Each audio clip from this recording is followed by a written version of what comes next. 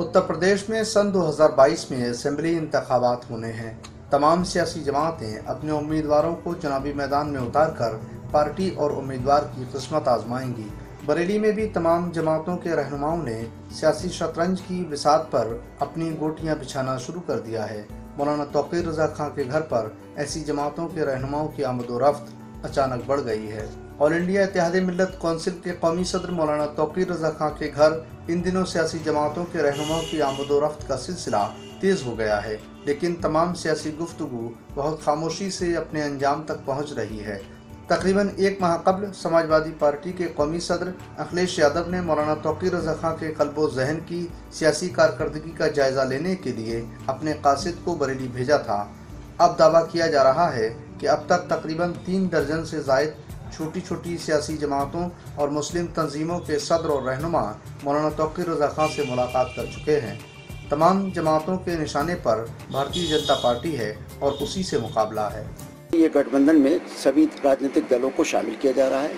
एक common minimum programme बनाया जा रहा, उस प्रोग्राम के तहत सबको लाया जा रहा है, क्योंकि जिस तरीके से बीजेपी ने धर्म की बुनियाद पर जो भेदभाव पैदा करके जो दीवारें खड़ी की हैं, उन दीवारों को गिराने के लिए रणनीति बनाई जा रही है, ताकि वो दीवारें गिरे और विकास की बात हो, आर्थिक मुद्दों पर बात हो और जो व्यवस्था है उसको परिवर्तन की बात हो। आज हम सब लोग माननीय तौकीर रजा साहब के साथ एक आरजू लेके आए हैं कि हम ही नहीं, केवल व्यवस्था परिवर्तन ही नहीं, आईडीए जिसमें 15 साथी हैं प्लस सामाजिक लोगों को मिला करके कुल 52 से 54 लोगों का यह गठबंधन हो चुका है, जिसमें 42 तो राजनीतिक पार्टियां हैं। और ये ठीक वही हाल है जैसे सन 75 में इंदिरा गांधी की इमरजेंसी के बाद हुआ था कि सारे लोग एक होकर के इस देश को एक नई दिशा और दशा दिया था। तो हम लोगों का जो मकसद है, इस 74 वर्ष की आज़ादी में इस देश में विद्यमान सभी धर्मों, जातियों, वर्गों, समुदायों के लोगों को उनकी जनसंख्या के अनुपात में शिक्षा, नौकरी, व्यापार, राजनीति किसी भी क्षेत्र में हिस्सेदारी नहीं मिली है। तो हम लोग उनको उनकी जनसंख्या के अनुपात में हिस्सेदारी दिलाना चाहते हैं। देश में एक शिक्षा नीति लागू कराना चाहते हैं। देश को भय मुक्त और नशा मुक्त भारत बनाना चाहते हैं। किसानों, कृषि को उद्योग का दर्जा दिलाना चाहते हैं। तो ये हम लोगों के मुख्य उद्देश्य हैं।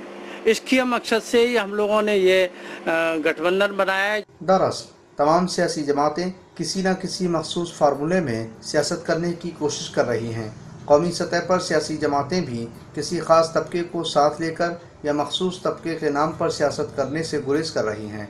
हालांकि ज़ातियात, ज़ात और बिरादरी के मामले में कोई सियासी जमात किसी से पीछे नहीं है, लेकिन मंजर आम पर ऐसा नज़र न आए, इसके लिए तमाम कोशिशें की जा रही हैं। बड़ी सियासी जमातों के इत्तेहाद पर फ़िलहाल अभी कोई तस्वीर साफ नहीं है, लेकिन छोटी छोटी सियासी जमातें और समाजी तंजीमें मुत्तहद होने के लिए वक्त, मकाम और राह तलाश कर रही हैं। एक पार्टी आती है वो यादववाद करती है, एक आती है वो जाटववाद करती है, एक आती है वो धार्मिक उन्माद फैलाने का काम करती है। ऐसी तमाम पार्टियां हमारे देश और हमारे प्रदेश के लिए बेहद हानिकारक हैं, सख्त नुकसानदेह हैं। आप लोगों ने जो ये अलायंस बनाने की कोशिश आपकी जारी है, मैं इसका इस्तकबाल करता हूँ। बहरहाल दावा किया जा रहा है कि बरेली में ऑल इंडिया इत्तेहादी मिल्लत कौंसिल के कौमी सदर मौलाना तौकीर रजा खां से अब तक 42 सियासी जमातें और समाजी तंजीमों के रहनुमा मुलाकात कर चुके हैं, लेकिन इत्तेहादी मिल्लत कौंसिल ने इत्तेहाद के बाबत कोई फैसला नहीं किया है। बरेली से ईटीवी भारत के लिए मुस्तफीज़ अली खान की रिपोर्ट।